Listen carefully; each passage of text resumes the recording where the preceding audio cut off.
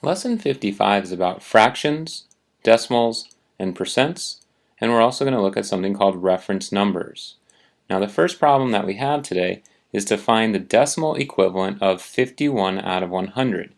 Now if we say this 51 hundredths, okay, 51 hundredths, that tells us exactly what our decimal is equal to, 51 hundredths. So we've got 0.51. When we say this fraction like a decimal, it helps us put it into the decimal format. So we've got our first answer here. 51 hundredths is 51 hundredths, just written a different way. Now for problem B, we want to find the percent equivalent of 51 hundredths. So a percent is always a number out of 100, okay? Or we're using out of 100 for the percent. Out of 100. So if we have 51 out of 100, which we know is equal to 0.51 or 51 hundredths, well, how many is that out of 100? That's 51 out of 100, so we must have 51%. The percent sign just tells us that's out of 100. It's just a different way of expressing the same thing. Let's go ahead and look at our next slide. Now, we'll often see these in our assignments. What we're going to do is complete the table, and we're going to begin by inserting reference numbers. Now this first row that's blank is for reference numbers. What we're doing here is we're given a column for fractions, we're given a column for decimals, and we're given a column for percents. We're going to have to take the numbers that we're given and find out what the missing values are here. So the first thing we want to do, begin by inserting reference numbers. Now reference numbers just help us go from a fraction to a decimal to a percent. For our reference numbers, our fraction is going to be 1/4, 1 out of 4. Now we know 1/4 is the same as 25 hundredths, like one quarter.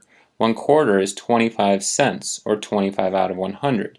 So our decimal must be 0.25, and our percent must be 25%, because that's how much it is out of 100, and percents just mean out of 100. That's just a way for us to remember how to go from fractions to decimals to percents. So when we see a blank row, and it says begin by inserting reference numbers, let's insert this, 1/4, 0.25, and 25%. Okay, let's move on. Our first fraction is 1/8. So what we want to do is we want to convert 1/8 to a decimal and then convert that to a percent. Well, 1/8. Well, 1/8, that's a tough one. You might remember what 1/8 is. If you don't remember what 1/8 is, follow this carefully. We're going to work on the side blue box. We're going to say 1 divided by 8. We're going to figure out what our answer is. Well, we know that 8 will never go into 1, so we get a 0.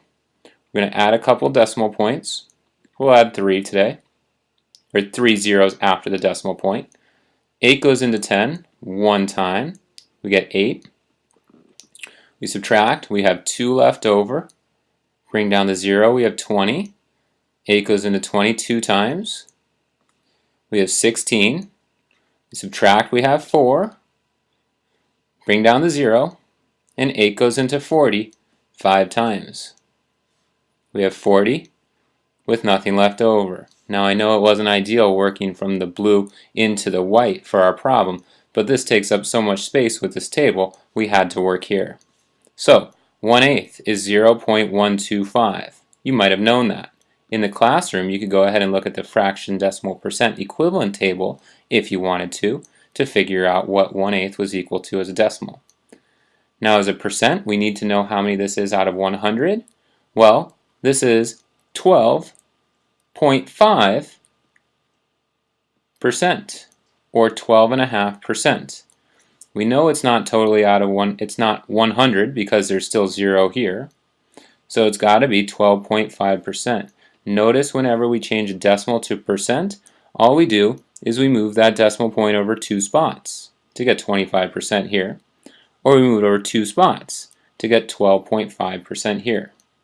Let's go ahead and erase those blue lines.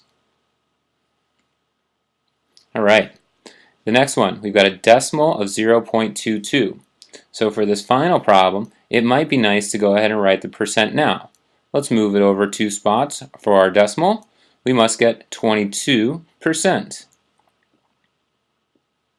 Okay, let's look at our fraction.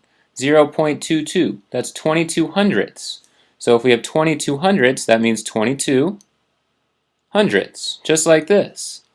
But when we have a fraction, we need to reduce.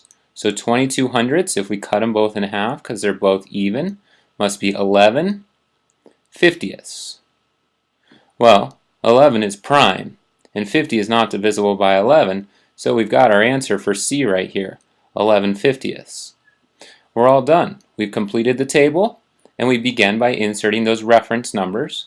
We have no more left, so let's move on to the next slide. Alright, our lesson practice, we're going to continue this some more on page 179. Make sure you've got these notes completed, and I'll see you during our next class.